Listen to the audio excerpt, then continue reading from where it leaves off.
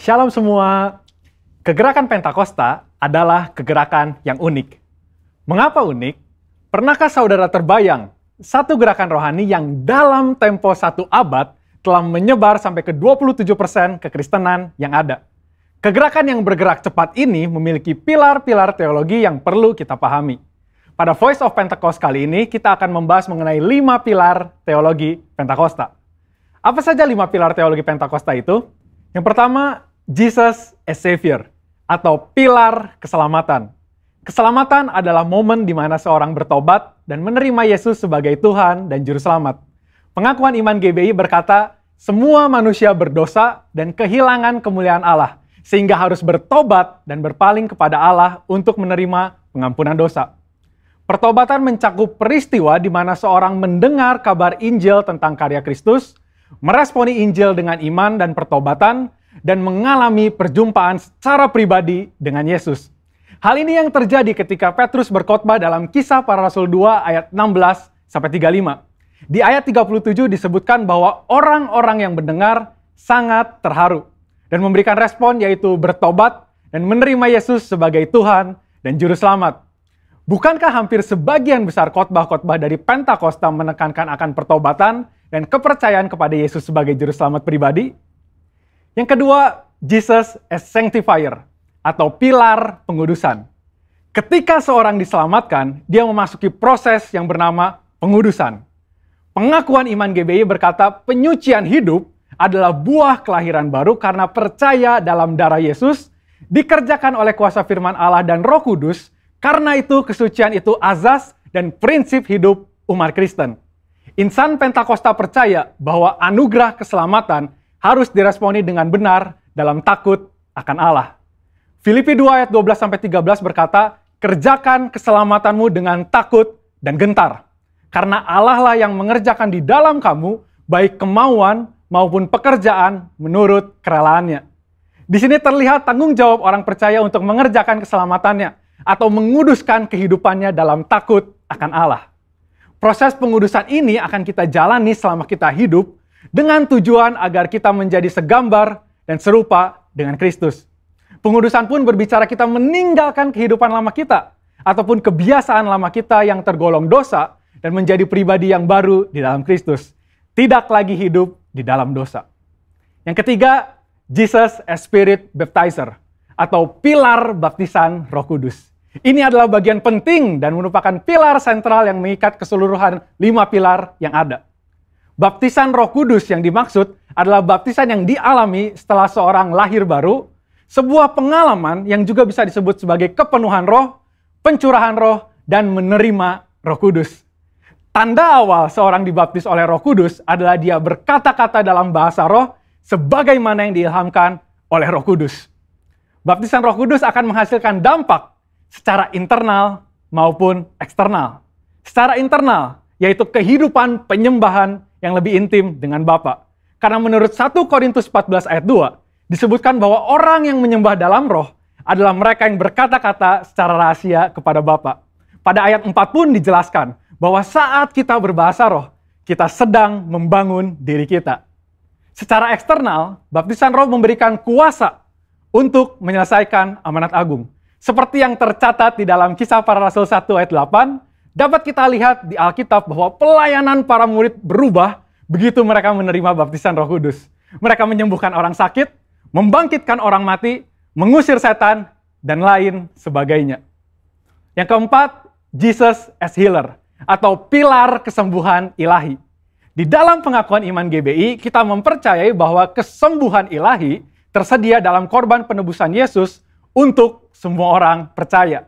Bagian ini sangat penting, karena kita mempercayai bahwa tanda dan mujizat masih berlaku di zaman ini. Orang yang telah dipenuhi Roh Kudus akan melakukan pelayanan dengan tanda-tanda seperti yang Yesus katakan dalam Markus 16 ayat 18-19. Mereka akan meletakkan tangannya ke atas orang sakit dan orang itu akan sembuh. Dari mana kuasa untuk menyembuhkan itu datang? Dari kepenuhan Roh Kudus yang dijanjikan oleh Bapa kepada setiap orang percaya.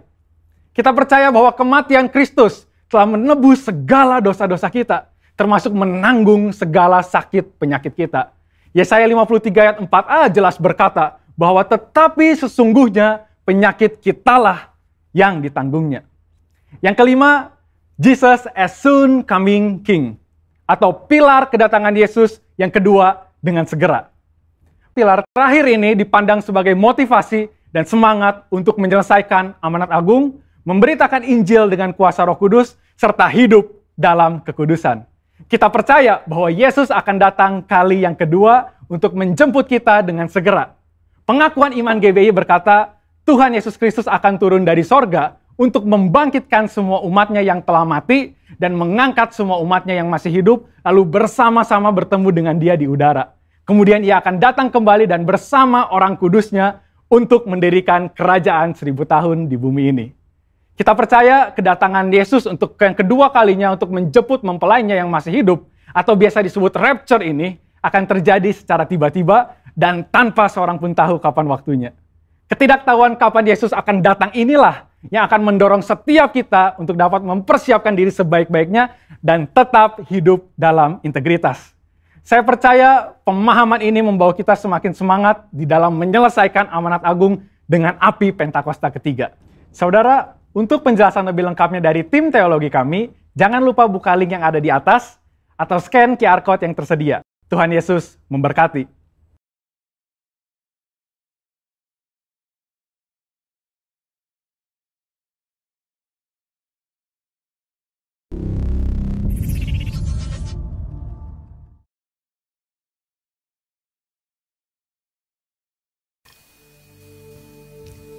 Dalam lindungan Allah.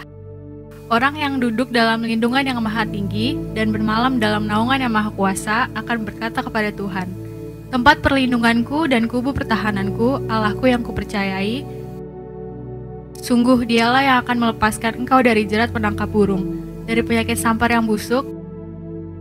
Dengan kepaknya ia akan menudungi engkau, di bawah sayapnya engkau akan berlindung, kesetiaannya ialah perisai dan pagar tembok. Engkau tahu saat aku terhadap kedahsyatan malam, terhadap panah yang terbang di waktu siang, terhadap penyakit sampar yang berjalan di dalam gelap, terhadap penyakit menular yang mengamuk di waktu petang. Walau 1000 orang rebah di sisimu dan 10.000 di sebelah kananmu, tetapi itu tidak akan menimpamu. Engkau hanya menontonnya dengan matamu sendiri dan melihat pembalasan terhadap orang-orang fasik. Sebab Tuhan Allah ialah tempat perlindunganmu, yang maha tinggi telah kau buat tempat perteduhanmu. Malapetaka tidak akan menimpa kamu, dan tulah tidak akan mendekat kepada kemahmu. Sebab malaikat-malaikatnya akan diperintahkannya kepadamu untuk menjaga engkau di segala jalanmu. Mereka akan menatang engkau di atas tangannya, supaya kakimu jangan terantuk kepada batu. Singa dan ular tedung akan kau langkahi, engkau akan menginjak anak singa dan ular naga. Sungguh hatinya melekat kepadaku, maka aku akan meluputkannya. Aku akan membentenginya, sebab ia mengenal namaku. Bila ia berseru kepadaku, aku akan menjawab.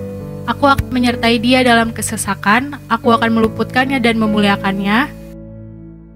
Dengan panjang umur akan kukenyangkan dia, dan akan kuperlihatkan kepadanya keselamatan daripadaku.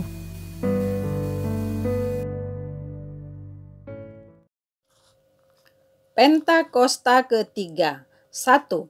Pentakosta ketiga adalah pencurahan Roh Kudus yang dahsyat di zaman ini, melebihi yang terjadi di Asusastrit. Kedua, Pentakosta ketiga akan mengakibatkan penuaian jiwa yang terbesar dan yang terakhir sebelum Tuhan Yesus datang kembali. Ketiga, Pentakosta ketiga akan membangkitkan generasi Yeremia, yaitu anak-anak muda yang dipenuhi Roh Kudus, cinta mati-matian kepada Tuhan Yesus, tidak kompromi terhadap dosa, dan akan bergerak untuk memenangkan jiwa. Keempat, Pentakosta ketiga lahir di Indonesia dan bergerak ke bangsa-bangsa. Gerakan ini dari timur ke barat dan akan kembali ke Yerusalem. Kelima, Pentakosta ketiga akan memberikan kuasa untuk menyelesaikan amanat agung, dan setelah itu Tuhan Yesus datang kembali. Shalom umat yang dikasihi Tuhan, kita percaya hari-hari ini kita terus mengasihi Tuhan lebih lagi, amin. Di tahun paradigma yang baru, biarlah kita boleh semakin mengasihi Tuhan, cinta Tuhan, dan kita rindu terus bersuka cita karena Tuhan Yesus baik. Dia sungguh baik, Dia teramat baik dan sangat baik. Mari yang di rumah-rumah engkau berikan tepuk tangan bagi Tuhan Yesus, katakan haleluya. Haleluya. Semua tepuk tangan sama-sama.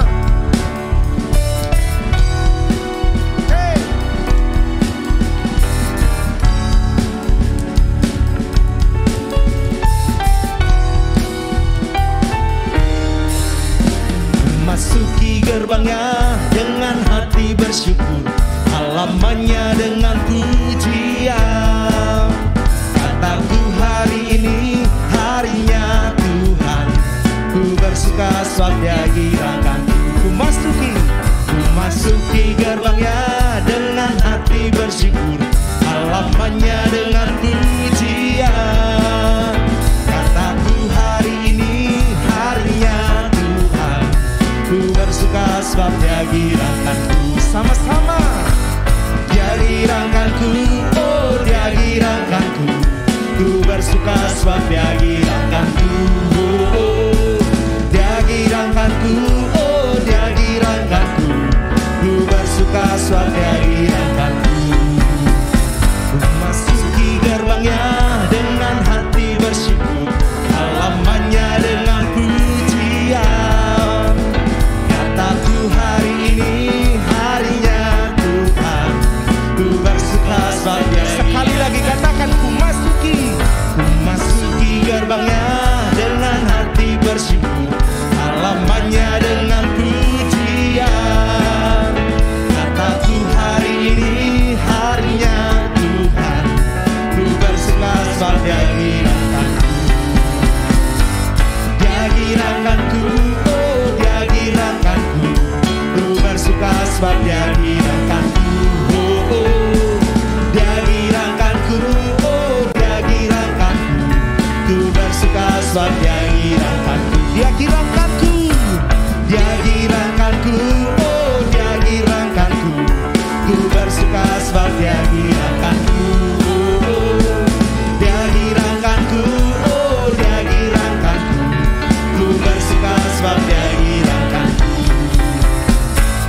Dia girakanku, oh Dia girakanku. Ku bersuka sebab Dia girakanku. Oh, oh. Dia girakanku, oh Dia girakanku. Ku bersuka sebab Dia. Sekali lagi, Dia girakanku. Dia girakanku, oh Dia girakanku. Ku bersuka sebab Dia girakanku. Oh, oh. Dia girakanku, oh Dia girakanku. Ku bersuka sebab Dia girakanku. Amin. Ku bersuka sebab Dia girakanku. Ku bersuka sebab Dia girakanku. Yang percaya mari berikan tepuk tangan bagi Tuhan Yesus. Sorak-sorai katakan amin. Haleluya. Haleluya. Kami mau terus menikmati kasih-Mu ya Tuhan, menikmati hadirat-Mu, sebab hanya Engkaulah Tuhan yang layak dipuji. Engkau Tuhan yang layak disembah. Mari siapkan hatimu umat yang terkasih, dengan hati yang lapar, dengan hati yang rindu. Kita mau menyembah Tuhan. Kita percaya dari tempat di mana kita berada, saat engkau menyembah Tuhan, mujizat Tuhan terjadi. Ora labashika lalalabasyaka lalabayasha. Ora bataka lalabayashi.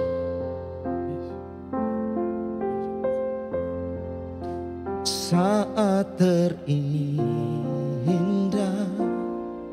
dalam hadirat-Mu,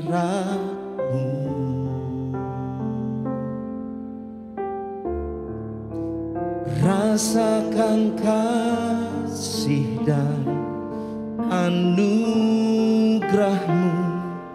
Tuhan.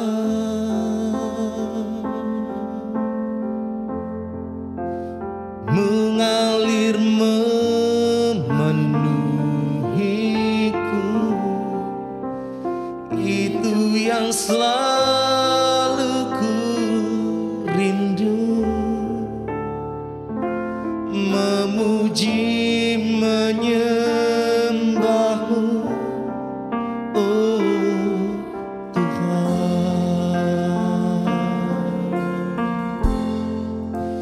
Saat terindah dalam hadirat-Mu,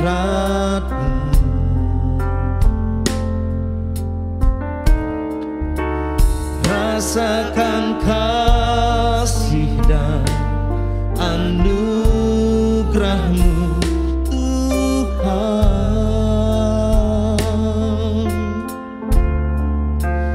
mengalir memenuhiku.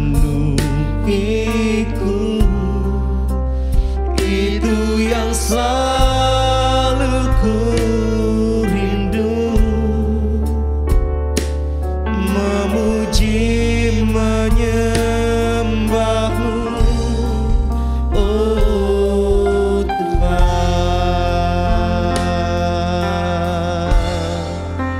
Saat indah bersamamu, itu yang selalu ku rindu, menikmati Engkau dalam hadirat-Mu.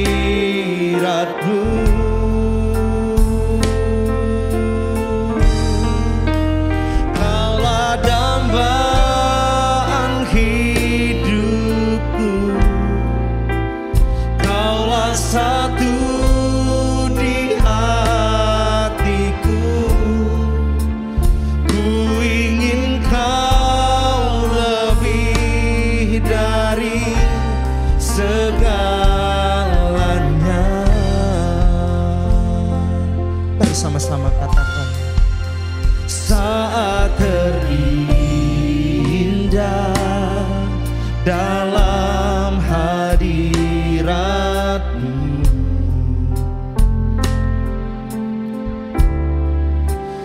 rasakan kasih dan anugerah-Mu Tuhan,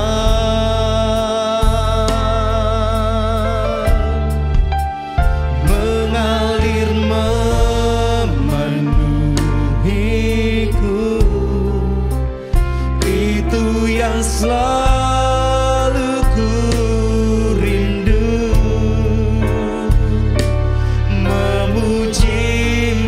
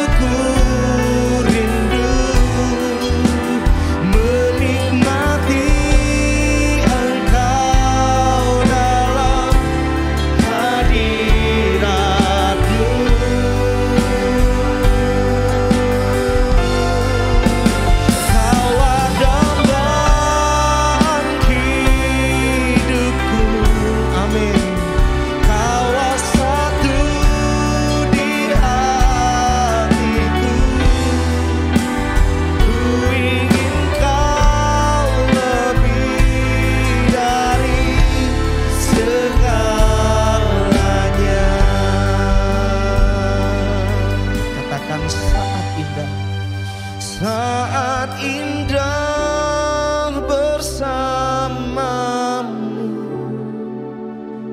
itu yang selalu ku rindu, menikmati Engkau dalam hadirat-Mu.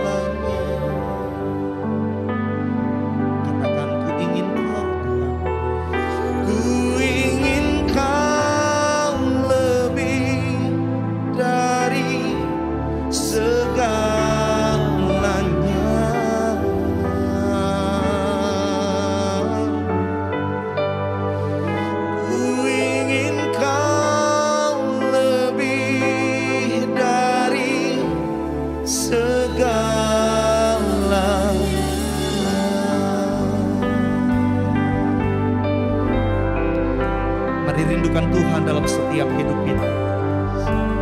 Rindukan Dia dengan hati yang rindu dan lapar haus akan Dia. Shikararalabaya shandaralabo inamaya she. Haleluya. Kami menyembah nama-Mu yang kudus ya Tuhan. Kami menyembah nama-Mu yang tinggi, sebab Engkau yang termulia.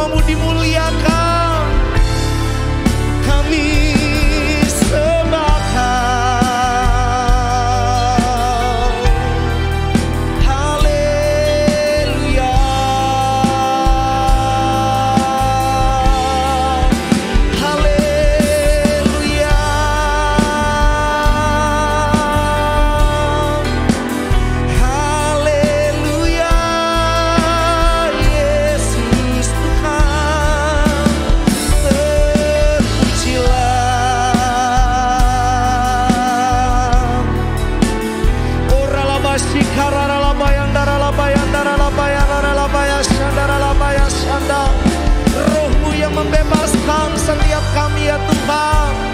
Roh-Mu yang melepaskan setiap kami.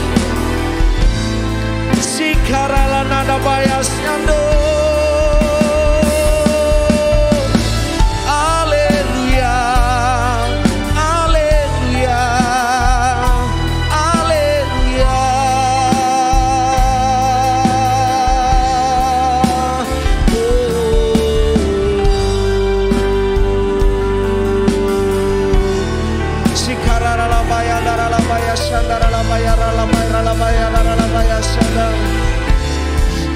Nyanyi Hosana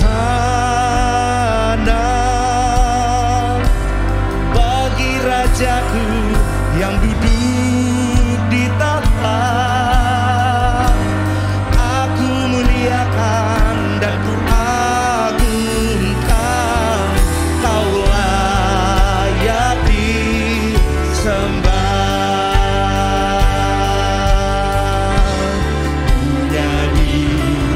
Hosana bagi Rajaku yang duduk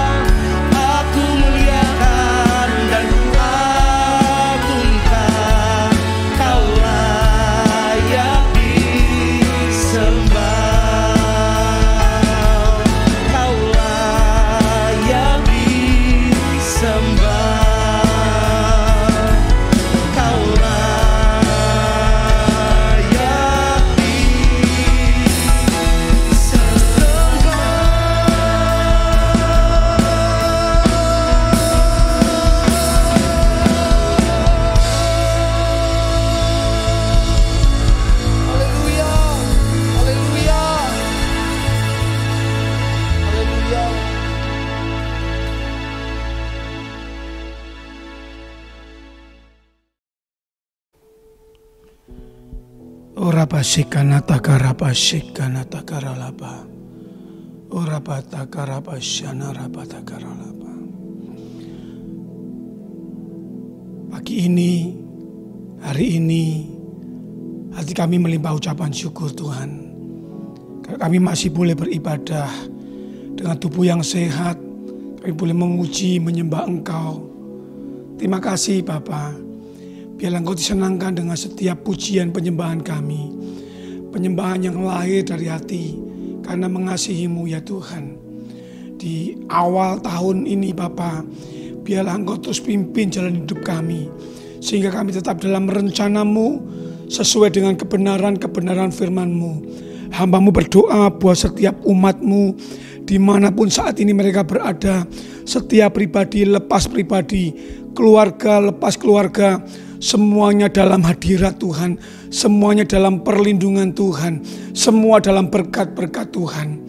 Hari ini kami mau siapkan hati kami untuk kami mendengar sebagian dari kebenaran firman-Mu.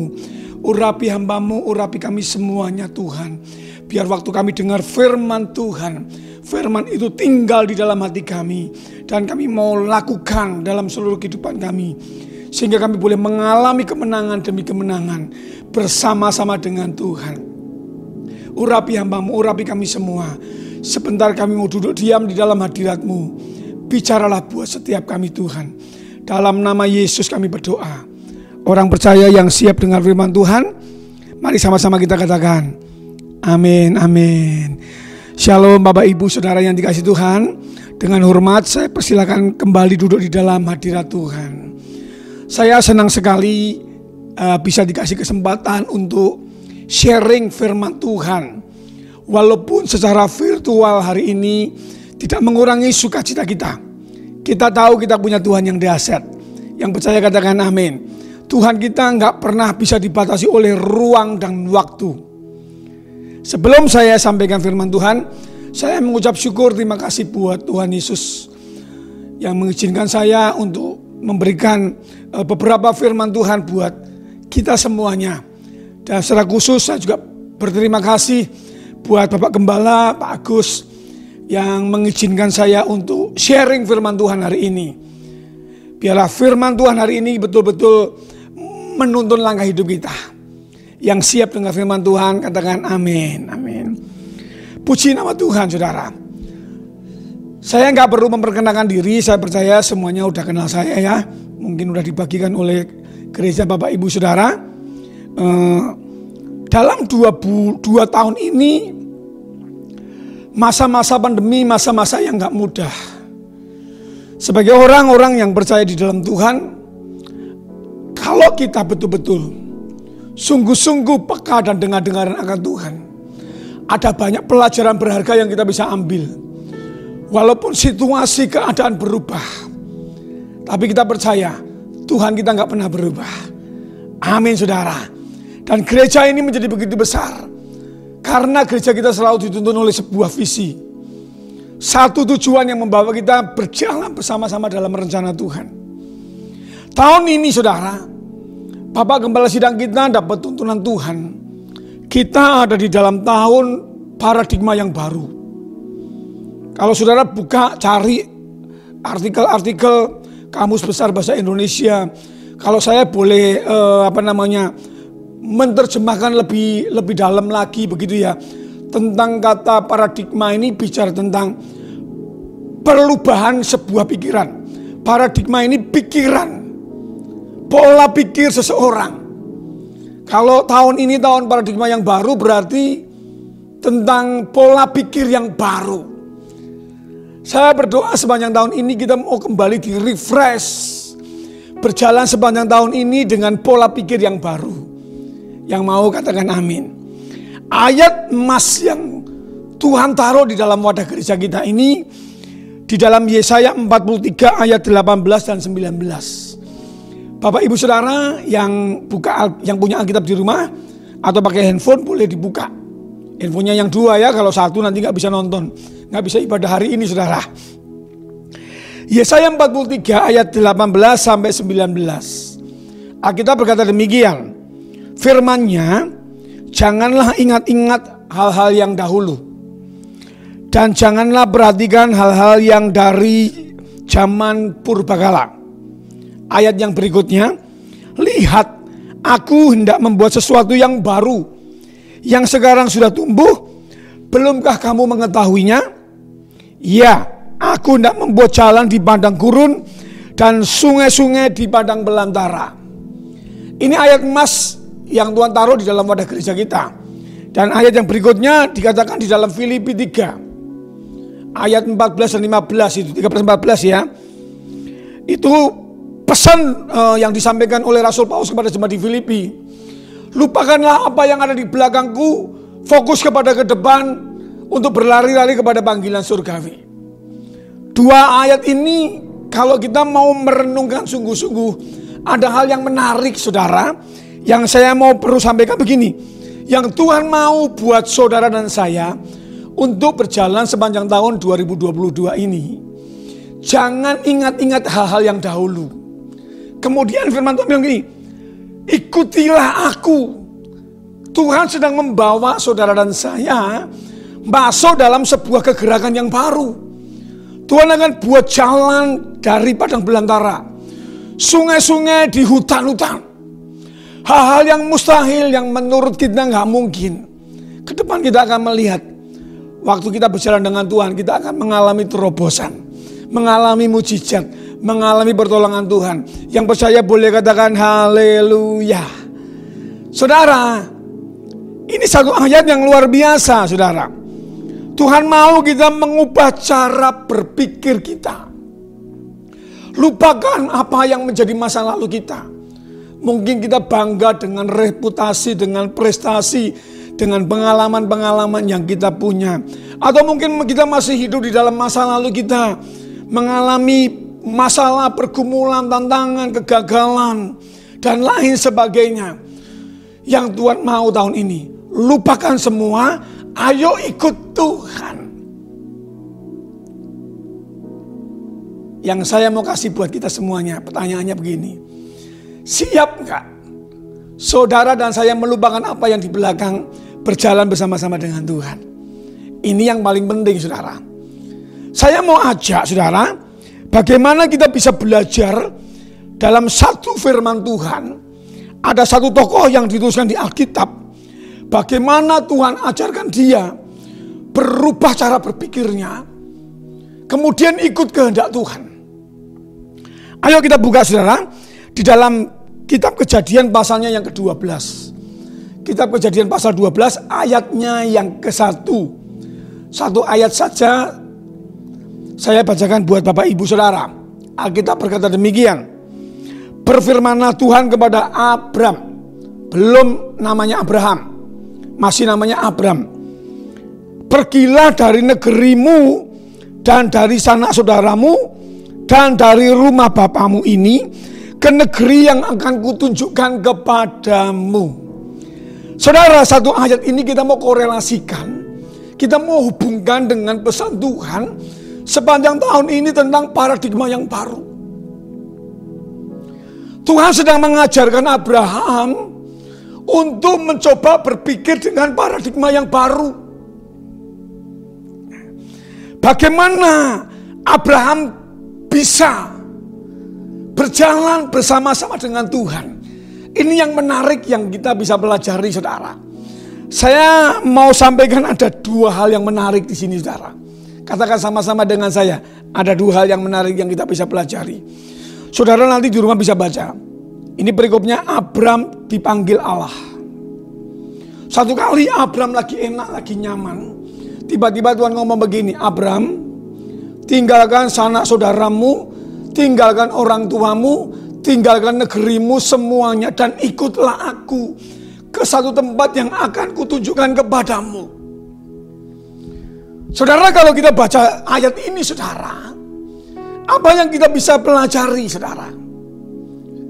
Yang pertama yang kita bisa pelajari, Abraham berjalan dengan iman. Katakan sama-sama dengan saya, Abraham berjalan dengan iman. Gampang gak saudara? Kalau kita baca cuma sebentar, kayaknya gampang banget saudara ya. Tuhan berfirman kemudian dia ikut saja. Kalau kita gali per kalimat, per kata, dalam kondisi Abraham pada waktu itu, dia ini lahir dari keturunan keluarga orang kaya. Ayahnya ini keturunan orang kaya. Pada zaman itu kekayaannya mereka sangat luar biasa. Dan dikatakan begini, dia orang kaya, orang terpandang, orang yang dihormati oleh masyarakat pada waktu itu. Yang luar biasa, saudara, waktu Tuhan ngomong sama Abram, kondisinya Abram ini lagi di dalam kehidupan yang enak, dalam zona yang nyaman, menikmati hidup. Tapi pelajaran yang menarik begini, bagaimana Abraham mau berjalan dengan iman, ikut di dalam kehendak Tuhan. Kira-kira gampang gak saudara ikut kehendak Tuhan? Gak gampang saudara ya. Apa yang muncul dari sini saudara? Saya terlalu yakin dan percaya Abraham ini betul-betul berjalan dengan iman saudara. Orang Kristen sangat tahu, sering dengar tentang istilah iman. Kalau di Ibrani 11 ayat pertama dikatakan begini, iman itu dasar dari segala sesuatu yang diharapkan. Dan sebagai bukti yang gak kelihatan. Itu iman saudara. Nah, bagaimana kita bisa belajar berjalan dengan iman? Ini yang menarik saudara. Ada definisi iman yang lain yang kita bisa pelajari. Iman itu adalah sebuah kepercayaan yang menjadi keyakinan. Jadi iman itu bukan asal-asalan saudara. Saya kasih satu tutup gini. Saya kebetulan lahir dari Jawa Tengah saudara ya. Lahir dari Jawa Tengah. Kadang-kadang sering ketemu dengan kebiasaan-kebiasaan di lingkungan di mana saya tinggal. Contoh sederhana ketika kita lagi makan enak-enak, tiba-tiba pegang gelasnya jatuh pecah. Orang akan berpikir apa? Kok lagi makan tiba-tiba gelasnya pecah. Jangan pergi, nanti kamu akan ada apa-apa. Itu firasat. Ada firasat yang gak bagus. Mungkin ada di antara Bapak Ibu Saudara yang alami seperti itu ya. Itu menjadi sebuah keyakinan yang dipercayai saudara. Awalnya kita mendengar, kita percayai, dan kebetulan ada peristiwa-peristiwa yang pas kebetulan saja bisa terjadi. Kemudian itu diyakini menjadi sebuah kebenaran. Contoh lagi apa misalnya? Lagi jalan tiba-tiba cecak jatuh dari atas. Untung hampir gak kena saya. Itu kalau menurut primbon orang-orang yang di Jawa Tengah gitu saudara ya. Itu hati-hati ada saudaranya yang meninggal. Saya masih terkonsep saudara. Untung gak kena. Kalau kena jangan-jangan ada keluarganya yang meninggal. Ini kan cuma tahayul ya saudara. Kenapa bisa kita meyakini seperti itu sebagai satu keyakinan? Karena kita mendengar perkataan, masukan. Ketika dua peristiwa ini terjadi, akibatnya itu seperti ini loh, kira-kira seperti itu. Nah, saya kembali kepada iman, saudara. Kalau Anda betul-betul punya iman, imannya itu dasarnya dari mana? Jangan begini Bapak Ibu Saudara, Anda pengen punya mobil, tiba-tiba Anda keluar dari gedung gereja, lagi jalan-jalan, lihat mobil kesukaan saudara, kemudian Anda lewat, Anda pegang, dalam nama Yesus, saya beriman mobil ini punya saya. Itu bukan beriman, itu bukan iman tapi keinginan saudara. Beda dikit saudara ya, bilang sama sebelahmu itu bukan saya gitu ya. Jadi imannya mesti punya dasar. Imannya nggak asal-asalan saudara. Makanya pelajaran yang menarik ini, Abraham waktu dia bertindak untuk melangkah berjalan dengan Tuhan, iman itu munculnya dari firman. Roma 10 ayat 17 ngomong begini, iman timbul dari pendengaran akan firman Tuhan. Bagaimana Abraham bisa berjalan dengan iman? Karena dia dengar firman Tuhan. Bilang sama sebelahmu, dengernya firman Tuhan. Tapi juga mesti berhati-hati. Hari-hari ini banyak orang dengar firman, itu keluarnya bukan iman. Harusnya orang waktu dengar firman, keluarnya iman. Kalau orang yang salah, dengar firman, keluarnya preman. Bilang sebelahmu, saya kenal sama yang itu. Tiap hari baca firman, tiap hari dengar firman Tuhan, tapi masih keluar premannya. Haleluya. Abraham waktu dengar firman, saudara, dia betul-betul mempraktikkan di dalam hidupnya. Dia jalani, saudara. Yang jadi perenungannya begini, ketika Abraham mengambil keputusan, dia beriman dan berjalan dengan Tuhan. Akhirnya Abraham mengalami kemenangan demi kemenangan, keberhasilan, dan dia mencapai puncak kejayaan. Apakah begitu, saudara? Ternyata Alkitab nggak berkata begitu. Ketika saudara mendengar firman dan muncul iman, bukan berarti waktu orang punya iman, kita bebas dari masalah, saudara. Ada banyak orang salah begini, waktu kita beriman sama Tuhan sungguh-sungguh, kita nggak pernah ngerasain sakit. Kita nggak pernah punya pergumulan, kita nggak pernah punya masalah. Pak, Bu, halo, kita masih manusia, masih menginjak di bumi, saudara. Waktu kita beriman mungkin kita bisa mengalami sakit. Mungkin pergumulan kita belum selesai, masalah kita belum dibereskan.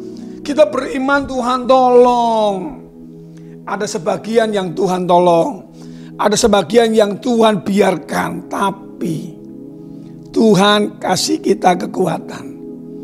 Kekuatan untuk melewati, supaya kita menjadi pribadi-pribadi yang kuat dan dipakai sama Tuhan untuk menolong orang yang punya masalah yang sama dengan saudara dan dengan saya. Yang mengerti boleh anggukkan kepalanya. Amin, saudara. Nah, ini menarik, saudara. Jadi kalau Anda ingin mengerti tentang iman, Pak, saya juga beriman, Pak. Masalahnya mempraktekannya susah. Bapak, Ibu, saudara, cara mempraktekkan iman itu gampang, saudara. Bilang sama sebelahmu, jalani saja. Saya dulu pernah punya pengalaman sama Tuhan luar biasa, saudara. Di gereja kami datang pasangan muda. Dia udah menikah 6 tahun. Gak dikarunia anak. Yang namanya menikah pasti punya kerinduan ya, pengen punya anak ya. Satu kali Tuhan izinkan keluarga muda ini bisa beli rumah, saudara. Bisa beli rumah, kemudian sebelum rumah itu ditempati, undang saya sebagai gembala untuk memberkati rumahnya. Waktu lagi pujian penyembahan, tiba-tiba Tuhan taruh satu firman. Itu di Mazmur. Kalau Tuhan yang menyediakan sarangnya, Dia akan memberikan keturunan anak-anak.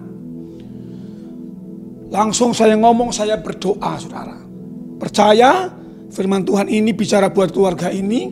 Waktu engkau percaya sungguh-sungguh kau akan menerima. Didoain, saudara. Enggak membutuhkan waktu yang lama, 1 bulan. Saya udah dengar berita istrinya mengandung. Dan sampai sekarang anaknya udah lahir laki-laki, saudara. Yang percaya tepuk tangan sama Tuhan, saudara. Ini, saudara, iman. Butuh sebuah tindakan yakin sungguh-sungguh sama Tuhan. Kadang-kadang iman itu butuh hal-hal yang gak make sense, saudara. Yang gak masuk akal. Jangan bandingkan iman dengan logika kita yang katanya cuma segede bakpao kepala tangan. Jangan mencoba memikirkan kedahsyatan Tuhan dengan cara pikirnya manusia.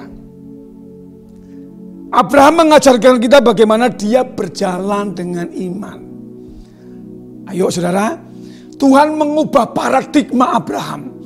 Dari yang biasanya hidup nyaman, hidupnya bergantung kepada keluarga, kepada fasilitas, kepada kekayaan, tiba-tiba suruh tinggalkan semua, kemudian berjalan dengan iman. Tujuannya belum jelas. Bisa jadi hari ini Tuhan lagi bawa engkau kepada satu tujuan yang mungkin buat kita gak jelas. Satu hal yang saya tahu, Tuhan kalau bawa kita, pasti kepada hari depan yang penuh pengharapan. Yang setuju katakan amin. Yang kedua terakhir, saudara, pelajaran apa yang kita bisa pelajari? Yang pertama, Abraham berjalan dengan iman. Yang kedua, Abraham berjalan dengan kedewasaan iman. Saudara nanti buka di dalam Kejadian 22 ayat 1 sampai 3. Singkat cerita, setelah Abraham taat berjalan dengan iman, ikut di dalam kehendak Tuhan, Tuhan genapi apa yang menjadi kerinduan mereka. 25 tahun mereka menunggu pengen punya keturunan. Tuhan janji, engkau akan punya keturunan sebanyak bintang di langit, sebanyak pasir di lautan. Tunggunya gak lama, cuma 25 tahun, saudara. Hari ini engkau sedang berdoa, bergumul. Udah berapa lama engkau berdoa dan sepertinya Tuhan belum jawab. Masihkah engkau berharap sama Tuhan? Abraham tetap berharap sama Tuhan. Tuhan lagi bangun kedewasaan imannya. Sampai satu ketika Tuhan jawab dan dia dapat keturunan namanya Ishak. Lagi asik-asik menikmati masa tua dengan satu anaknya. Tiba-tiba Tuhan ngomong begini, Abraham, udah ganti nama, Abraham, bawalah anakmu satu-satunya yang engkau kasih itu ke Gunung Moria dan persembahkanlah kepadaku sebagai kurban. Wow. Bapak Ibu Saudara, kalau kita baca peristiwa ini sepertinya seakan-akan itu Tuhan tuh kok kayaknya kejam, saudara ya. Tuhan itu gak kejam, saudara. Kita enak baca Alkitab, kita udah tahu endingnya. Bisa jadi nanti kejadian-kejadian yang kita pelajari hari ini akan Tuhan izinkan datang dalam hidup saudara. Waktu engkau sudah mulai berjalan ikut Tuhan, kemudian doamu dijawab, usahamu diberkati, bisnismu berjalan dengan lancar, engkau dapat promosi, dapat berkat-berkat apa yang menjadi kerinduanmu dijawab. Anda siap? Enggak, saudara. Saya ini banyak melihat, saudara, orang yang tadinya berdoa, bergumul, enggak dapat pekerjaan, doain Pak, dapat pekerjaan. Udah dapat pekerjaan, doain Pak, dapat promosi. Udah dapat promosi, boro-boro babu. Ruangan gerejanya udah mulai panas, tempatnya udah mulai nggak nyaman. Kayaknya saya nggak cocok di tempat ini, kemudian pindah. Bilang sama sebelahmu, di sini nggak ada. Saudara, kalau Anda berdoa, saran saya begini, saudara. Kasih alasan buat Tuhan, kenapa Tuhan mau jawab doa saudara. Ini penting loh. Sebelum Anda minta, kasih alasan buat Tuhan. Seandainya Anda minta diberkati dengan kekayaan, kehormatan, kemuliaan, apapun itu semuanya tulis. Kasih alasan buat Tuhan, kenapa Anda minta diberkati. Anda tahu gak rumusnya Tuhan? Tuhan kalau menjawab doa dan memberkati anak-anaknya, itu tujuannya bukan menjadikan kita menjadi orang-orang yang manja. Cuma menikmati egois diri kita sendiri loh, saudara. Dalam konteks ini Abraham ketika doanya dijawab, Tuhan minta anak satu-satunya, saudara. Ini gak gampang loh, saudara. Pemberian itu bukan bicara cuman masalah angka duit, tapi sikap hati. Ada banyak orang hari-hari ini waktu diberkati ke gereja aja udah enggak. Udah lupa sama Tuhan. Halo. Saya banyak, saudara, punya pengalaman teman-teman hamba-hamba Tuhan ngalami seperti ini. Saya berdoa Bapak Ibu Saudara yang mendengar hari ini, siapkan hidupmu. Tata hatimu dengan benar. Kalau aku diberkati, memang aku dipakai Tuhan untuk jadi berkat. Untuk menopang pekerjaan Tuhan di gereja ini, di mana Bapak Ibu Saudara berada. Jadi, kalau saya suka ngomong begini, kalau Anda mau memberikan sebuah persembahan sama Tuhan, Tuhan gak butuh duit kita, saudara. Yang butuh itu pekerjaan Tuhan. Saya gak mau ngomong angka. Yang saya mau ngomong ini bicara tentang sikap hati. Kalau Anda merenungkan tentang kehidupan Abraham, ini anak satu-satunya di usia tua loh, saudara. Kalau kira-kira benar-benar Tuhan minta ini, dia mungkin udah gak punya kesempatan untuk punya anak lagi, saudara. Kalau kita hari ini mungkin diberkati dengan finansial cukup, dengan kenyamanan, dengan fasilitas hidup yang luar biasa. Berani nggak sebagian dari hidup kita ini kita dedikasikan, kita persembahkan buat Tuhan, buat pekerjaan Tuhan di mana gereja saudara berada. Tuhan bukan mau kekayaan kita, saudara. Tuhan pengen hati kita benar. Kalau hatinya benar, fokusnya kita bukan karena uang, bukan karena kenyamanan hidup, saudara. Percaya, saudara. Waktu kita setia dengan perkara-perkara kecil, Tuhan akan berikan perkara-perkara yang besar. Di ending ceritanya, Tuhan gak bakalan minta Ishak dari Abraham. Waktu Anda memberikan persembahan, korban syukur di hadapan Tuhan, Tuhan lagi lihat hati kita. Oh, memang saudara pantas untuk diberkati. Saya ketemu dengan teman-teman suka ngobrol. Ada orang yang ngobrol sama saya. Orangnya tadinya biasa-biasa. Hatinya luar biasa, saudara.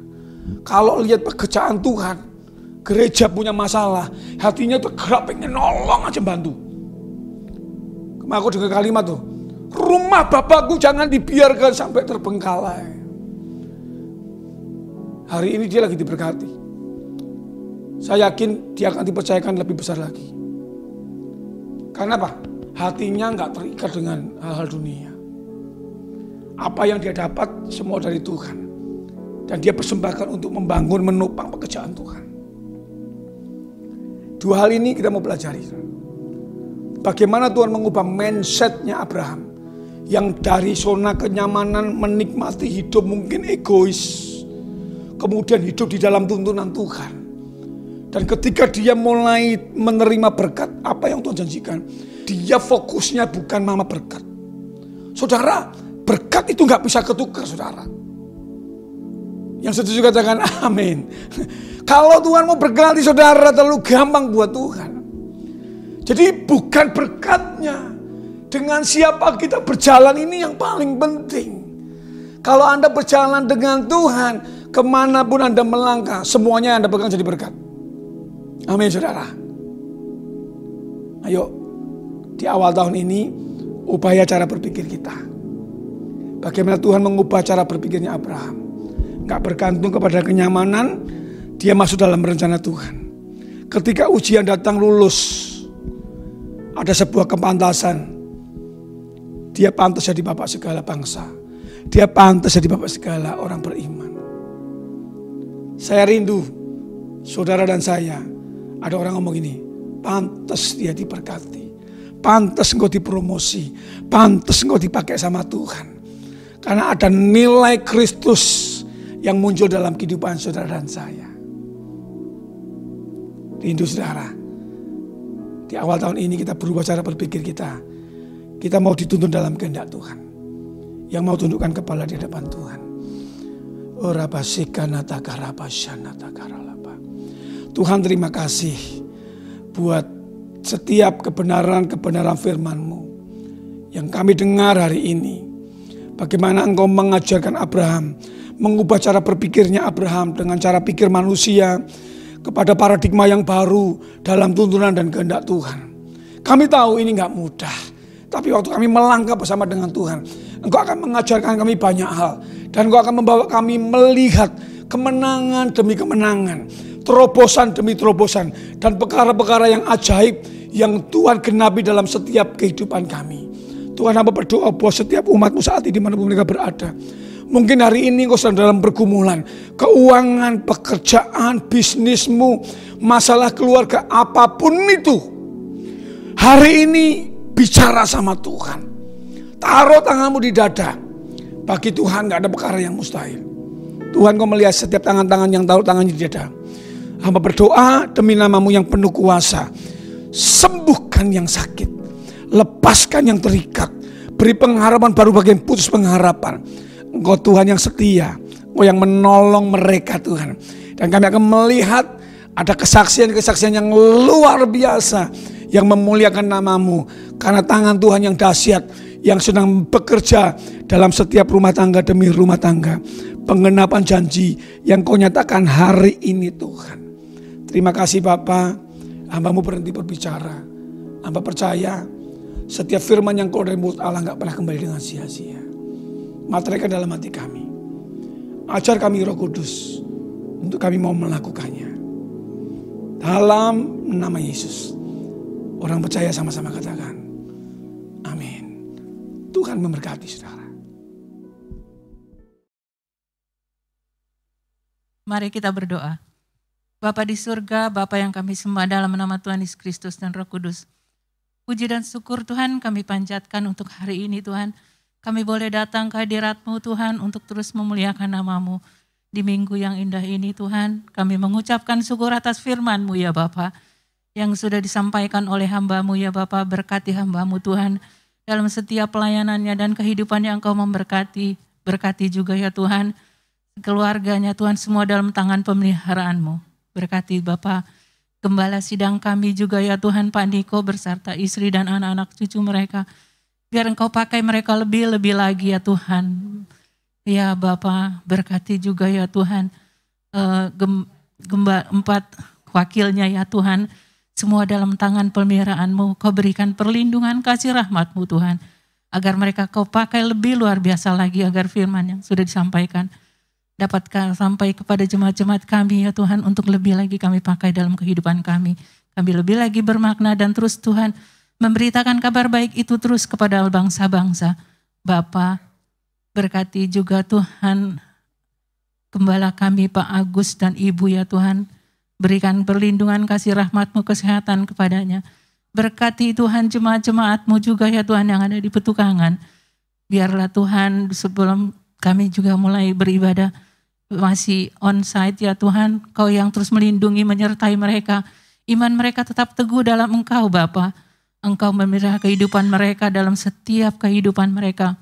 Yang lemah Kau beri kekuatan, yang sakit Kau beri kesembuhan. Biarlah mereka terus dalam tangan pemeliharaan-Mu ya Bapa. Tuhan Yesus Kristus. Berkati juga Tuhan gembala rayon kami. Berkati juga gembala ranting dan cabang Tuhan. Semua dalam tangan kasih-Mu. Terima kasih Tuhan atas segala kebaikan-Mu. Penyertaan-Mu yang luar biasa dalam kehidupan kami hari lepas hari. Tidak henti-hentinya kami mengucapkan syukur ya Bapa. Berkati juga pemerintahan bangsa kami yang terus dalam tangan pemeliharaan-Mu. Berkati Pak Jokowi dan Pak Amin. Biarlah Tuhan perlindungan kasih rahmat-Mu juga melingkupi mereka. Biar segala keputusan-keputusan diambil untuk bangsa ini. Biar roh bijak hikmat Kau berikan pada mereka agar semua itu untuk damai dan sejahtera-Mu. Berkati bangsa Indonesia Tuhan, kami percaya pertobatan terjadi luar biasa atas bangsa ini karena Engkau Tuhan. Bapa, berkati juga pemerintahan-pemerintahan dari pusat sampai daerah. Biarlah roh takut akan Engkau melingkupi pemimpin-pemimpin bangsa kami dari pusat sampai daerah. Terima kasih Bapa, terima kasih. Terpuji-pujilah Engkau Bapa, hanya Engkau yang kami puji, kami sembah dan kami tinggikan. Dalam nama Yesus kami berdoa dan mengucapkan syukur. Haleluya. Sekarang terimalah berkat Tuhan. Kasih karunia yang berlimpah-limpah daripada Allah Bapa dalam Anak yang tunggal Yesus Kristus. Persekutuan yang manis dengan Roh Kudus menyertai saudara sekalian mulai hari ini sampai Tuhan Yesus datang menjemput kita di awan-awan dan bahkan sampai selama-lamanya. Yang percaya bersama-sama katakan amin.